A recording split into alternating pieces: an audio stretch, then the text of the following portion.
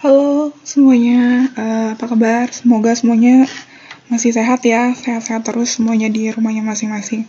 Assalamualaikum warahmatullahi wabarakatuh. Kita ketemu lagi di video pembelajaran yang keempat kalau saya nggak salah. Oke, hari ini saya akan melanjutkan materinya. Sebenarnya ini lebih nyambungnya ke arah materi di pertemuan ke-10 ketika kita mulai bahas tentang pengujian hipotesis. Oke, apa sih pengujian hipotesis? Hipotesis itu apa? Cara garis besarnya seperti apa melakukan pengujian hipotesis? Silakan kalian tonton lagi, buka-buka lagi apa yang saya share di pertemuan ke-10, karena kalau di sana yang nggak paham, kesininya akan jadi bingung.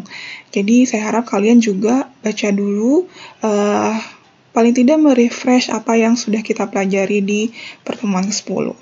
Oke, di pengujian hipotesis ini kita akan mulai ke arah teknis bagaimana cara melakukan pengujian hipotesis. Di sini yang akan dibahas adalah ada 3 jenis secara global ya. Secara globalnya ada 3 jenis.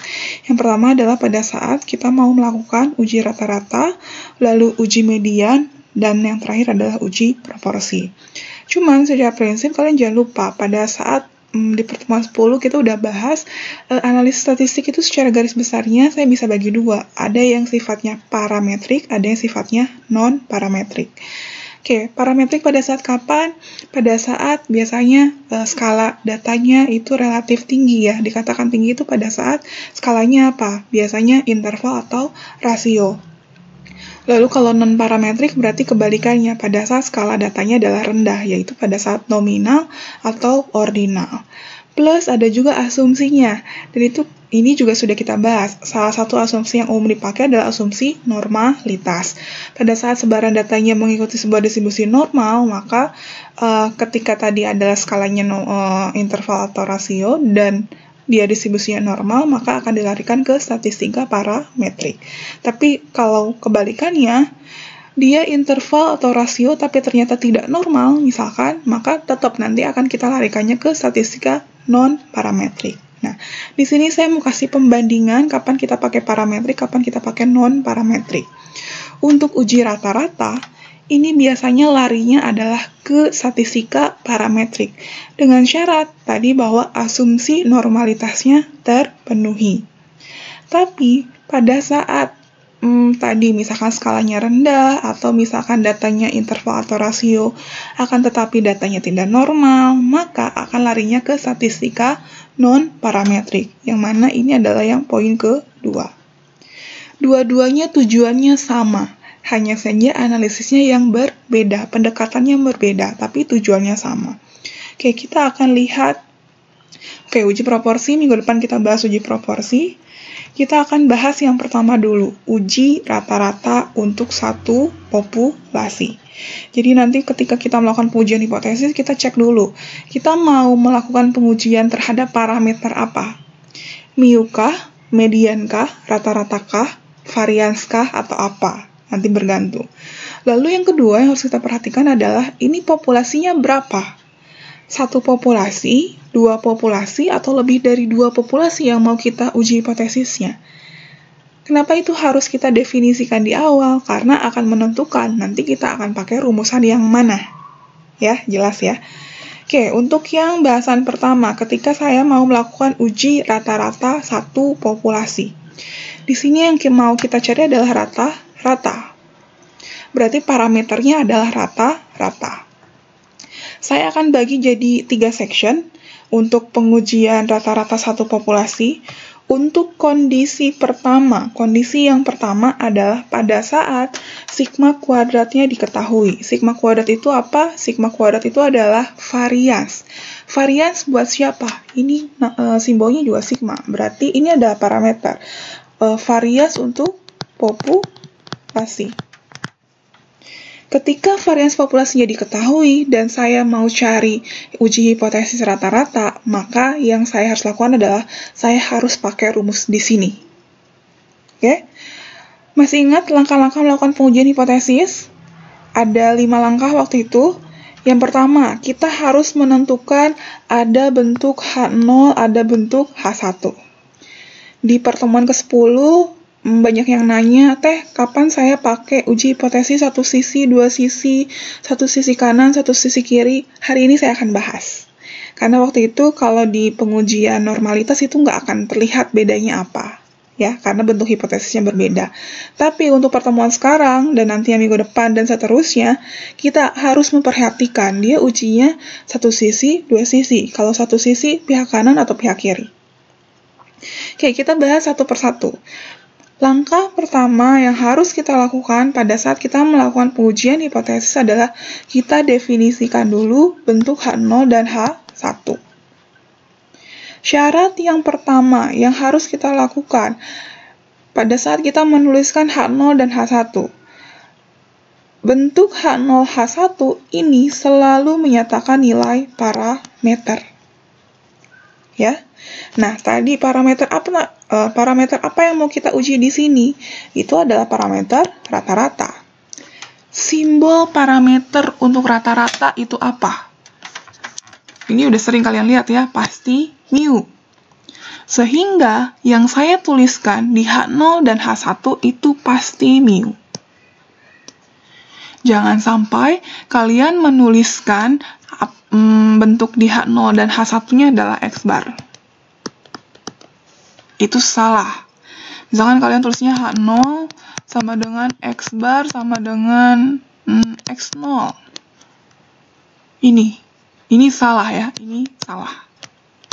Jadi yang dituliskan harus simbol parameter. Oke? Lalu yang berikutnya, pada saat kita menuliskan parameter, di sini, di bentuk H0, H1, kita akan berhadapan dengan ada yang disebut hipotesis atau pengujian satu arah dan pengujian dua arah. Ini udah saya jelasin juga di pertemuan ke-10 ya. Kapan satu arah, kapan dua arah? Biasanya, untuk menentukan H0 atau H1-nya itu, kita berawal dari yang namanya hipotesis penelitian. Hipotesis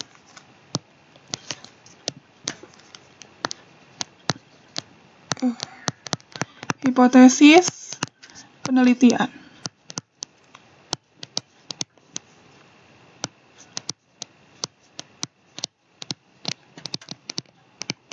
Yang harus kita lakukan adalah kita harus menurunkan dari hipotesis penelitian ke bentuk hipotesis, ini namanya hipotesis statistik. Ya, ini namanya hipotesis statistik. Jadi kita harus menurunkan bentuk hipotesis penelitian ke hipotesis statistik. Sekarang kita perhatikan bentuk H1-nya. H1 dia bisa berbentuk lebih besar, bisa berbentuk, tadi lebih kecil, lalu ini lebih besar, atau bentuknya tidak sama dengan. Pada saat bentuk H1 tidak sama dengan, ini yang kita sebut uji dua arah. Lalu, pada saat dia lebih besar atau lebih kecil, ini yang disebut uji satu arah. Kalau lebih besar ini adalah kanan, satu arah atau satu sisi pihak kanan, kalau lebih kecil ini satu sisi pihak kiri. Oke? Jadi bentuk H0, H1 yang pertama yang harus kita perhatikan adalah dia selalu dituliskan dalam bentuk simbol parameter.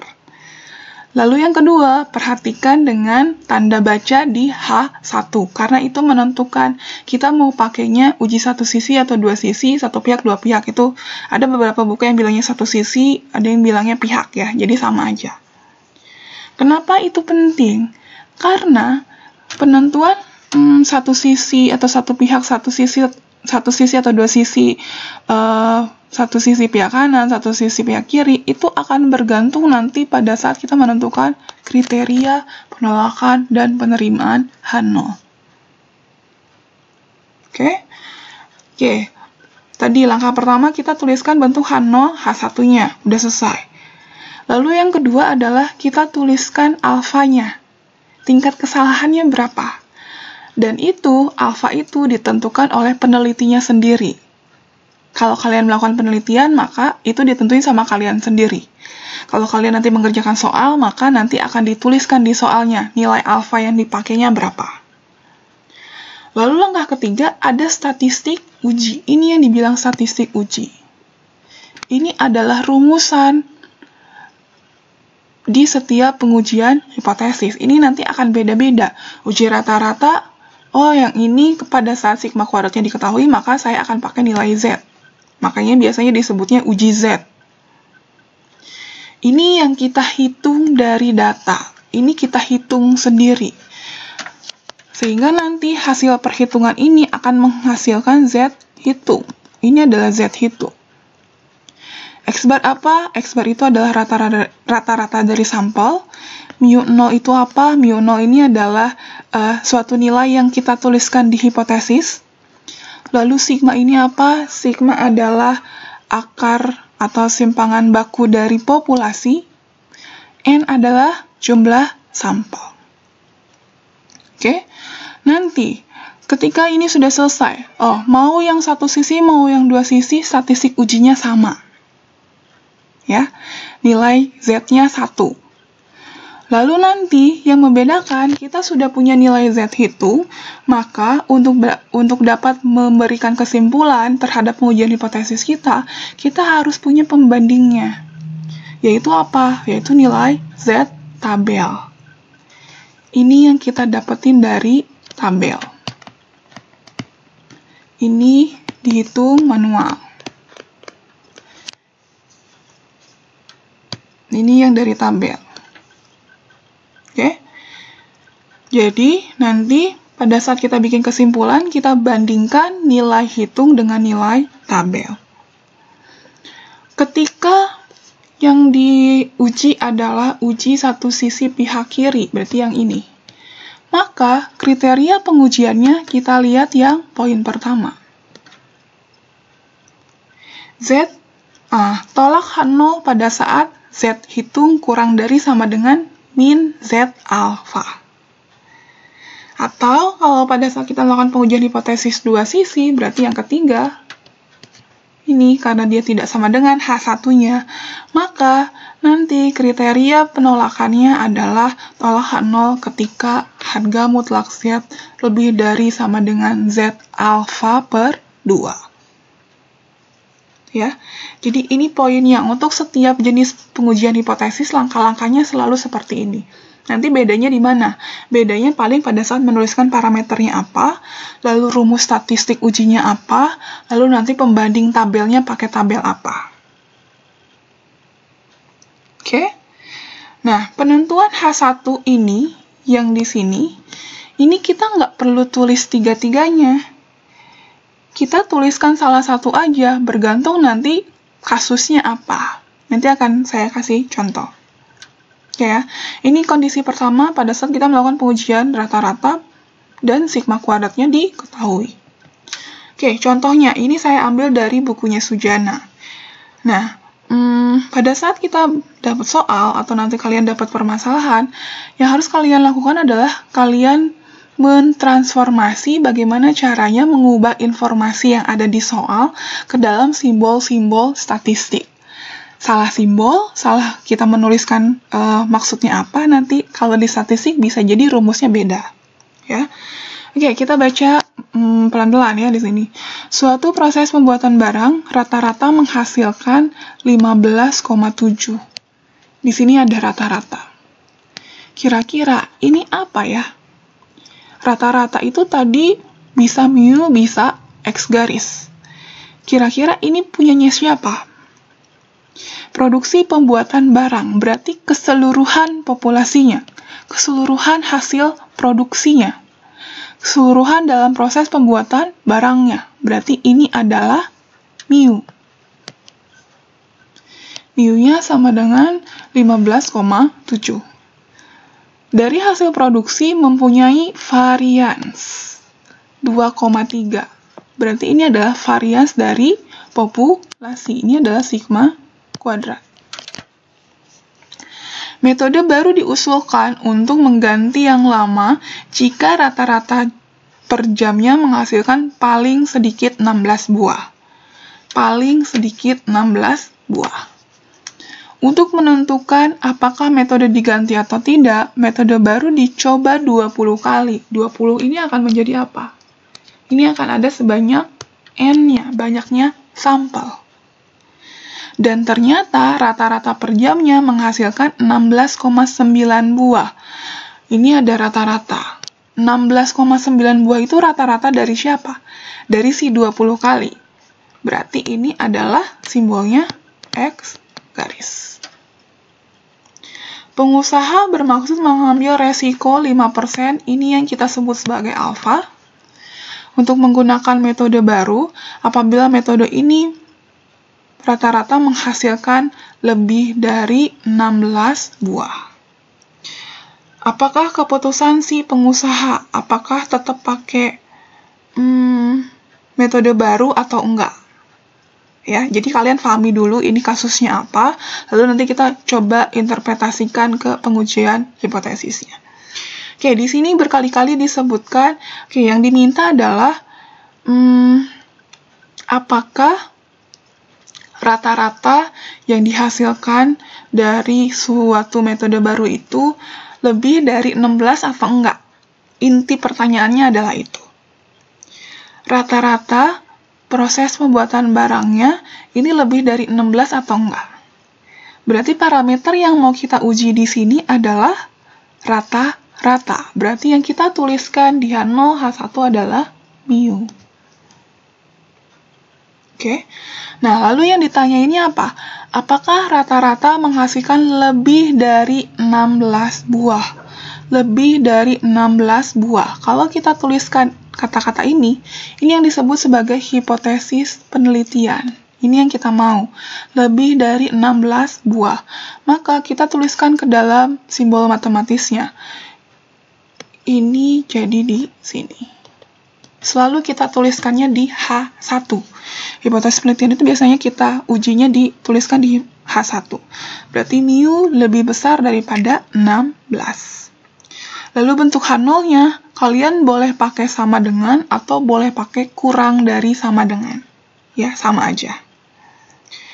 Oke, berarti ini kasusnya adalah saya mau ngitung atau mau nguji rata-rata dan variasinya diketahui. Disebutkan dalam soal variasinya apa. Sehingga saya harus pakai rumus yang ini. Oke. Ini poin pertama sudah. Poin kedua adalah tadi alfanya 5%. Poin ketiga adalah kita tuliskan statistik ujinya. Berarti kita harus mencari nilai Z hitung. Z hitung rumusnya ini, X bar min mu 0 per sigma per akar N. Dan yang 16 tadi, si patokan tadi, ini akan jadi mu 0 kita. Jadi suatu nilai yang ditanyakannya itu adalah akan menjadi mu 0 kita. Ya, ini berarti X bar, ini adalah mu 0, ini adalah sigma, ini adalah N. Masukin ke rumusan, hitung, lalu dapat 2,65. Ini adalah nilai Z hitung. Lalu, ini langkah ke-1, kedua, ketiganya ini. Keempatnya apa? Keempatnya kita cari tabelnya. Keempatnya adalah tadi kita cari tabel, Z tabel. Lalu kita lihat, ini uji apa tadi? Oh, ini uji satu sisi ya, karena dia lebih besar. Satu sisi pihak apa? Pihak kanan. Satu sisi pihak kanan. Berarti kita bisa lihat yang poin kedua. Ini. Z lebih besar sama dengan Z alfa. Berarti kita harus cari Z alfanya berapa. Tadi kita pakai alfanya 5%.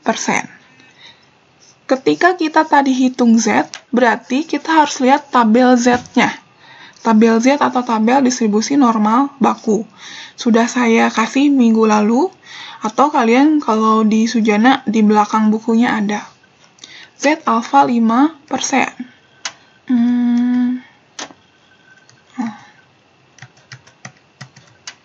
Oke, ini. Alfa 5%. Yang dibilang alfa itu yang mana? Yang dibilang alfa alfa adalah nilai terluarnya. Atau saya jelasin dulu. Tadi ada satu sisi, ada dua sisi, ada satu sisi pihak kanan, satu sisi pihak kiri ya, dalam sebuah pengujian hipotesis.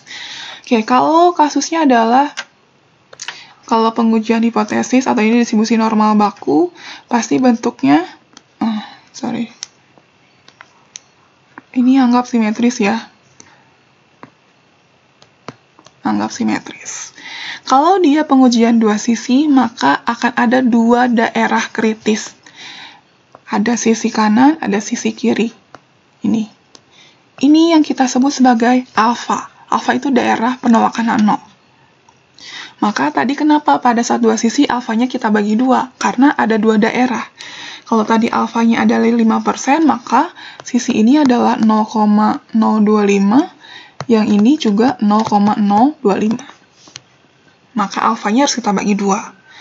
Lalu, kalau dia satu sisi pihak kanan, adanya di sini. Satu daerah doang. Berarti ini adalah 0,05. Kalau satu sisi pihak kiri, berarti yang di sini. Berarti ada di sisi sebelah kiri, daerahnya. Berarti ini yang 0,05. Oke, sekarang kita lihat. Punya kita tadi apa? Satu sisi, dua sisi. Satu sisi ya, karena dia lebih besar. Berarti satu sisi pihak kanan yang ini. Berarti 0,05 kita taruhnya di sini, di sisi kanan. Sekarang kita lihat tabel acuan kita. Kalau saya pakai tabelnya yang buku Montgomery, nilai-nilai yang di tabel di sini itu adalah luas daerah dari titik Z ke sebelah kiri, kumulatifnya. Ya, sedangkan yang kita tahu tadi adalah yang gambar kedua yang di tengah ini, 0,05. Kalau ininya 0,05, yang diarsir itu berapa? Pasti 0,95.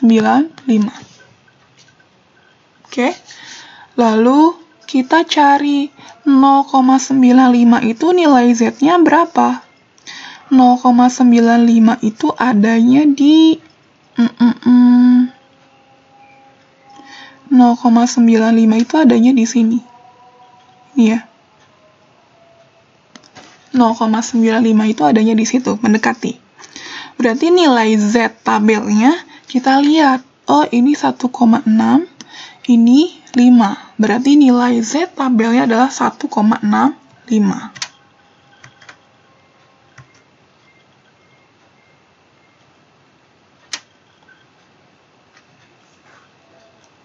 Nilai Z tabelnya adalah 1,65.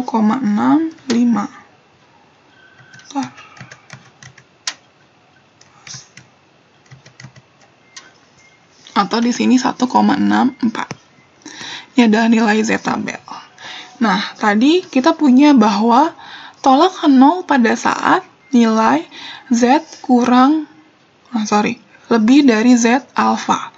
Z kita adalah, Z hitungnya adalah 2,65, lalu Z tabelnya adalah 1,65 atau 1,64, kalau lihat di tabel Sujana, maka nilainya lebih besar nggak? Z hitungnya tadi berapa? 2,65, lalu Z tabelnya 1,64. Oh, ini lebih besar.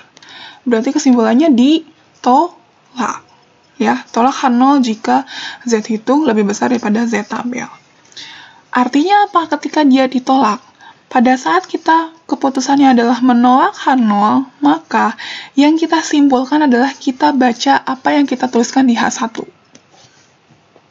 Oke, pada saat kita menolak H0, maka yang kita baca adalah kita baca yang di H1. Dan begitu pun sebaliknya, ketika hasilnya adalah nanti menerima H0, maka yang kita baca adalah yang kita tuliskan di H0. Oke? Jadi ini kesimpulannya bahwa dengan alfa 5% dapat disimpulkan bahwa rata-rata hasil metode baru lebih dari 16. Ya, sehingga metode lama bisa diganti. Ini nanti tergantung kasus kalian apa. Jadi dibalikin lagi ke konteks penelitiannya apa. Oke. Lalu untuk kasus yang kedua. pada saat jumlah sampelnya lebih dari 30, tapi sigma kuadratnya atau varians populasinya tidak diketahui. Maka kita bisa pakai rumus yang ada di sini. Yang kedua, kita tetap pakai tabel Z atau nilai Z hitung dan Z tabel. Caranya seperti tadi. Ya. Atau kasus yang ketiga, pada saat varians populasinya tidak diketahui dan pada saat jumlah sampelnya kurang dari 30, maka pendekatannya kita nggak pakai lagi tabel Z, tapi kita akan pakai tabel T atau T student. Ya, tahapannya sama seperti tadi. Kalau tadi di sininya adalah sigma, sekarang karena sigmanya nggak ada, maka kita ganti dengan S atau varians dari sampel. Ya, kalau misalkan di tabel T, maka dia akan punya DF. DF itu adalah derajat bebas. Nanti kita akan lihat. Oke, contohnya, saya masih pakai dari yang Sujana. Yang pertama adalah kita harus bisa mengubah kata-kata ini menjadi simbol statistik ya.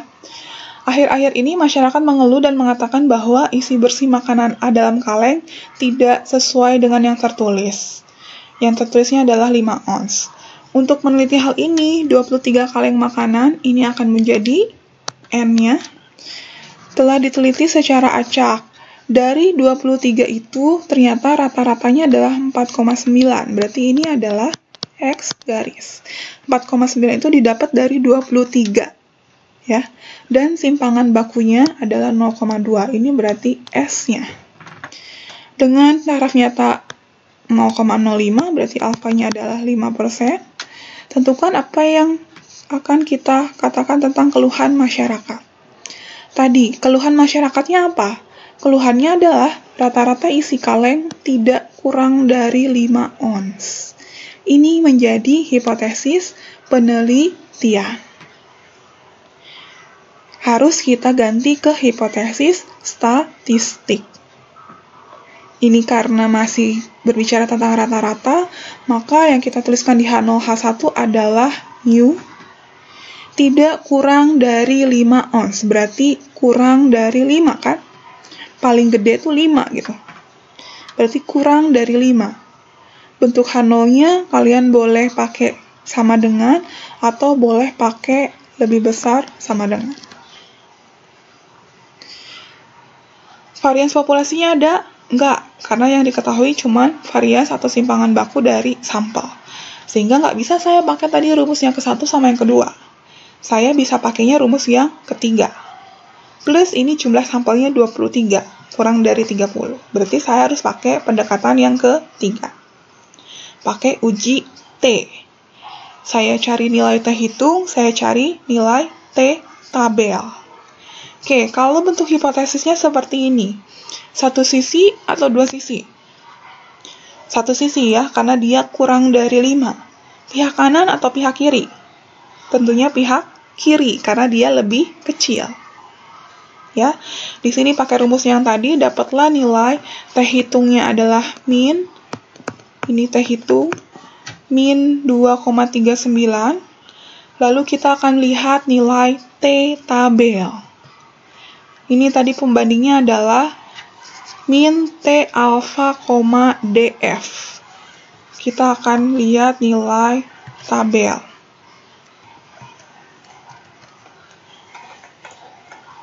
Ini adalah tabel T. Kalau di tabel T ada alfa, ada derajat bebas. Derajat bebas di kasus ini adalah N-1. N itu apa? N itu adalah jumlah sampel. Tadi jumlah sampel kita berapa? Jumlah sampel di sini tadi 23 ya. Berarti 23 kurang 1 berarti 22. 22. Berarti kita cari yang derajat bebasnya 22. Nih. Lalu alfanya 5%. Nih. Berarti hasilnya ya 1,717. Ini adalah nilai T tabel. T tabelnya 1,17 ya? Bener nggak? Oh, 1,71. 1,71. Oke. Atau kalau di sini min 1,72. Positif. Tapi tadi kita lihat, ini tadi bentuk H1-nya yang dipakai adalah yang ini. Maka kriterianya kita harus tambahin minus. Berarti min T alfa, DF. Berarti min 1,71. Min 2,3 sama min 1,7 lebih besar yang mana?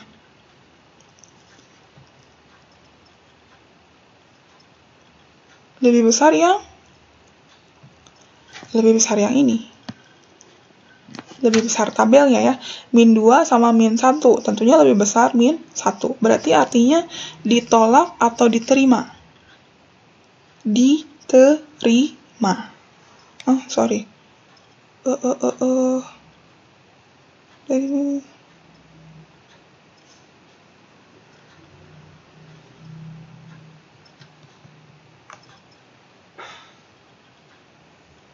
iya betul ya. Jadi lebih besar daripada T tabel, artinya T hitungnya lebih kecil daripada T tabel, maka sesuai sama ini. Tolak 0 jika T hitungnya lebih kecil sama dengan T tabel, berarti ditolak. Artinya kalau ditolak, kita lihatnya di bentuk H1. Oke. Berarti artinya apa? Berarti benar keluhan masyarakat tentang isi kaleng yang tidak kurang dari 5 ons. Untuk penjelasan lebih lanjut, kalian bisa baca di Sujana ya, tentang ini. Oke, ini adalah kesimpulannya. Kesimpulannya, kalau saya mau uji rata-rata satu populasi, kita cek dulu apakah variasinya diketahui atau tidak. Kalau variasinya diketahui, maka nanti kita bisa larinya ke tabel Z. Kalau dia misalkan tidak diketahui, tapi jumlah sampelnya lebih dari 30, juga masih tetap pakai tabel Z. Tapi kalau misalkan variasinya tidak diketahui, lalu kurang dari 30, maka pendekatannya adalah pakai uji T. Kalau ini parametrik. Oke, ini adalah yang parametrik.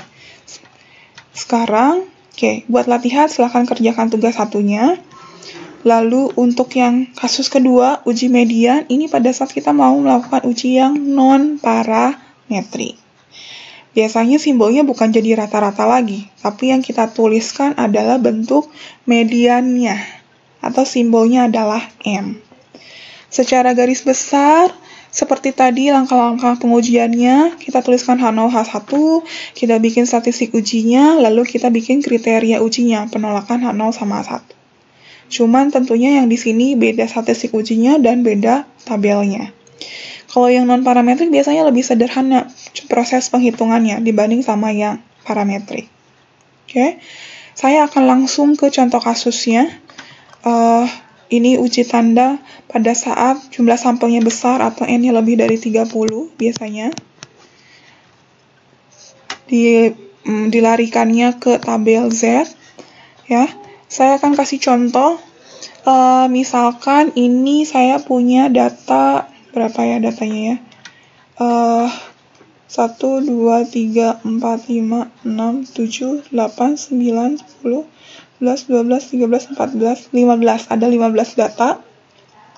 Seorang peneliti menemukan bahwa median berat sebuah kerak di daerah A adalah 8,41. Kemudian dia meneliti di daerah B, kerak betina yang sama dengan A. Hasilnya adalah ini ada 15. Lalu yang ditanyakan adalah, apakah berat badan populasi alfa siamang di daerah B punya kurang dari 8,41. Ini biasanya alfanya, ini ada yang kurang ya, alfanya pakai 5%. Alfa pakai 5%. Oke, alfa pakai 5%, kurang dari 8,41 yang ditanyakannya. Oke, lalu berarti yang kita tuliskan adalah, karena ini non-parametrik berarti dan bentuk median, maka yang kita tuliskan di H0 sama H1 adalah bentuk mediannya. Oke, Itu bentuk mediannya, berarti ini adalah median nolnya. Lalu caranya adalah, sebenarnya ini saya udah tuliskan tadi ya. Kita cuman menuliskan tanda positif sama negatif aja. Positif kalau selisih dengan yang kita tuliskan di H0-nya lebih besar, lalu kalau negatif berarti lebih kecil. Oke, ini X1 adalah 8,3, sedangkan tadi yang di H0-nya 8,41. Lebih besar, lebih kecil. Lebih kecil, berarti dia negatif. Lalu yang kedua 9,5, lebih besar daripada 8,41, berarti dia positif. Dan seterusnya. Jadi sebenarnya kita tuliskan cuma positif sama negatifnya aja, makanya namanya uji tanda. Oke, karena ini adalah uji satu sisi pihak kiri, maka yang kita tuliskan adalah pihak kiri, yang ini. Yang kita cuma hitung adalah yang jumlah tanda positifnya ada berapa. Jumlah tanda positifnya ternyata ada 12. Oke, lalu yang berikutnya adalah setelah kita tahu tanda positifnya berapa, kita lihat di tabel, ada namanya tabel binomial. Di sini saya sudah tampilkan tabel binomialnya pada saat jumlah tanda positifnya 12 dan N-nya 15. Berapa? Oke, ini ada tabel binomial pada saat N-nya adalah 15, X-nya adalah, tadi berapa? 12 ya? 12. Ya, 12.